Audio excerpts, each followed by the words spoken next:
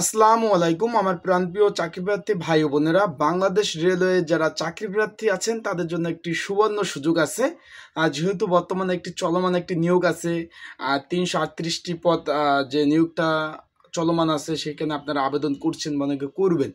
যারা করছেন বা করবেন তাদের জন্য একটি সুসংবাদ রয়েছে। যেরকম আগে দেখছেন যে রেলওয়েতে একটা নিয়োগ হলে 40% পোষ্য কোটা, মানে যে তার বাপ চাকরি করলে তার ছেলে পাবে 40%, 30% মুক্তিযুদ্ধ কোটা, 70% নারী কোটায় মিলে কিন্তু প্রায় 90% চলে যেত হলো রেলওয়ে। কিন্তু বাইরের কেউ চাকরি পাওয়ার একটু সুযোগ ছিল না। সেই ক্ষেত্রে বর্তমানে 93% আপনার মেধার ভিত্তিতে কিন্তু বাংলাদেশ রেলওয়ে চাকরি হবে। সেই ক্ষেত্রে একটি সুবর্ণ সুযোগ, সেই বিষয় নিয়ে আজকে আপনাদের মাঝে কথা বলবো আমি।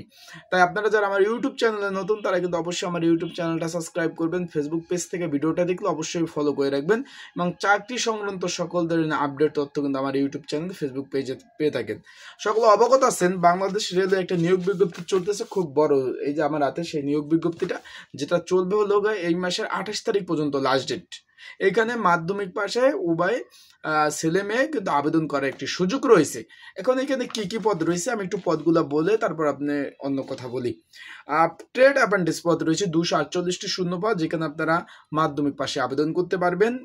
এখানে 20 নম্বর গেট 8,250 টাকা থেকে 20,010 টাকা, বিনা অভিজ্ঞতায় বাংলাদেশের 64 জেলার প্রার্থীরা চাকরি প্রার্থীরা আবেদন করতে পারবেন। তারপরে পদটি রয়েছে প্রথমটা যেটা বললাম 4 নম্বর, এটা হলো ট্রেড অ্যাপ্রেন্টিস। 3 নম্বরটা রয়েছে ট্রাফিক অ্যাপ্রেন্টিস পদ, এখানে 18টি শূন্যপদ। তারপর রয়েছে ট্রেন কন্ট্রোলার 27টি শূন্যপদ, ট্রেন এক্সামিনার 45টি শূন্যপদ রয়েছে। এখন এই সব পদে কিন্তু নিয়োগ চলতেছে চলমান। এখন আপনারা যদি কেউ আবেদন করতে চান এই সব পদে, স্ক্রিনের উপর হোয়াটসঅ্যাপ নাম্বার আছে, এই নাম্বারে যোগাযোগ করে নির্ঝামেলা আবেদন করতে পারবেন। এবং আপনারা যে ডিসক্রিপশন বক্স আছে ভিডিওর নিচে, সেইখানে কিন্তু আপনারা নাম্বার দেওয়া আছে, সেইখানে যোগাযোগ করে আপনারা কিন্তু ঘরে বসে আবেদন, এবং যারা আবেদন অলরেডি করে ফেলছেন তারা কিন্তু অবশ্যই এই পদের জন্য প্রিপারেশন নেওয়ার জন্য একটি সংক্ষিপ্ত একটি সাজেশন আছে, সেটা নিয়ে পড়তে পারেন। এখন যেটা বললাম যে শুরুতে যে একটু সুবর্ণ সুযোগ, আর বিগত সাল থেকে হয়ে আসছে যে রেলওয়ে একটা নিয়োগে দেখবেন যে পোষ্য কোটা ছিল 40%। আর সেইখানে মানে ধরেন একজন চাকরি করে, তার ছেলে আবার চাকরি করে, সেক্ষেত্রে 40% পোষ্য কোটা যেত। তারপর 30% মুক্তিযোদ্ধা, 70% নারী কোটা, নিগোষ্ঠী কোটা নিয়ে 90%-এর মতো কোঠায় চলে যেত।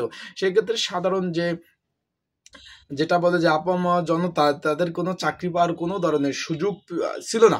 সেই ক্ষেত্রে এখন একটা এই যে রানিং যে নিয়োগটা চলতেছে, এই নিয়োগে কিন্তু শুরু হয়ে যাবে যে মাত্র 93% আপনার ওই মেধার ভিত্তিতে নিয়োগ হবে। সেই ক্ষেত্রে আপনারা যারা এখনো আবেদন করেন নাই, সেক্ষেত্রে আপনারা আবেদন করতে পারেন, এবং যারা আবেদন করছেন তারা পড়াশোনা করেন, প্রিপারেশন নেন।